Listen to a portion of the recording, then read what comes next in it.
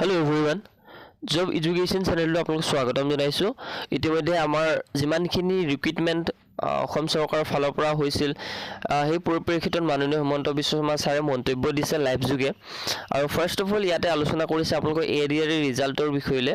অৰ্থাৎ এডিআৰ আপোনালোকৰ ৰিজাল্টটো যদি চাই আপোনালোকে ফেব্ৰুৱাৰী 25ত আপোনালোকে ৰিলিজ কৰিব পাৰে আৰু লগতে নেক্সট আপোনালোকৰ মাৰ্চৰ ফাৰ্ষ্ট উইকতো হয়তো দিব পাৰে। এই সকলোখিনি সবিশেষ কৈছে। লগতে এছআই ৰিজাল্টৰ বিষয়লৈ কৈছে, এডমিট কাৰ্ড আৰু আসাম পুলিচৰ যিসকলে ফিজিকেল পাছ কৰি আছিলে তেওঁলোকৰ কাৰণেও সুখবৰ দিছে। এই ভিডিঅ'তে পাব। লগতে গ্ৰেজুৱেট টিচাৰ আৰু পোষ্ট গ্ৰেজুৱেট টিচাৰৰ এই সকলোখিনি আপোনালোকৰ আনচাৰ কিটো সোনকালে মুকলি কৰিব বুলি ইয়াতে কৈছে। লগতে DSS DME DSS FW আৰু আয়ুষৰ যিখিনি মেডিকেল এডুকেশ্যন ডিপাৰ্টমেণ্ট আপোনালোকৰ ভেকেণ্ট খালী হৈছিলে এই পৰীক্ষাখিনিও আপোনালোকক সোনকালে মাৰ্চত হ'ব, যিটো আপোনালোকে এডমিট কাৰ্ড ডেটবিলাক সকলোখিনি এনাউন্স কৰি দিছে। লগতে এই পৰীক্ষাটোতো এবাৰ আনচাৰ কি পোৱাৰ সম্ভাৱনা আছে, কাৰণ সকলো এক্সামৰ আনচাৰ কি পাব বুলি ইয়াতে উল্লেখ কৰিছে।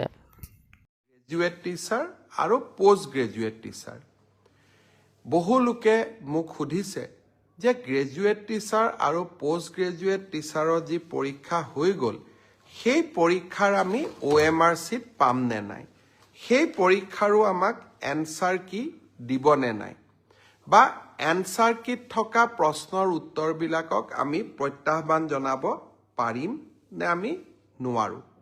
মই অত্যন্ত বিনম্ৰতাৰে সৈতে ক'ম যে চৰকাৰী নিয়োগ পৰীক্ষাত স্বচ্ছতা অনাৰ বাবে আমি প্ৰতিশ্ৰুতিবদ্ধ।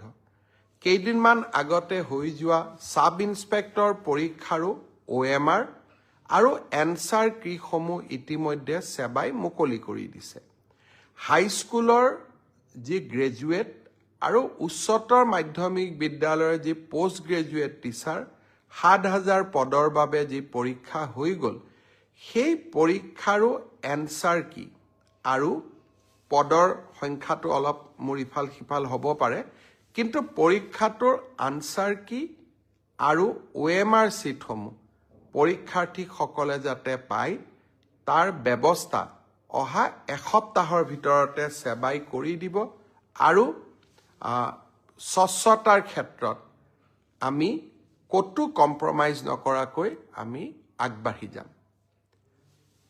শ্ৰদ্ধাৰ ৰাইজ, শিক্ষক নিযুক্তিৰ সমান্তৰালভাৱে মই কেইদিনমান আগতে উল্লেখ কৰিছিলোঁ যে আমাৰ হৈ যোৱা এডিআৰই পৰীক্ষাৰ ফলাফলসমূহো আমি ফেব্ৰুৱাৰী মাহৰ শেষৰ ফালে বা আমি মাৰ্চ মাহৰ প্ৰথম সপ্তাহত ঘোষণা কৰিম। মোক দুই এজনে সুধি আছে অসম পুলিচৰ ৰিটেন কেতিয়া হ'ব।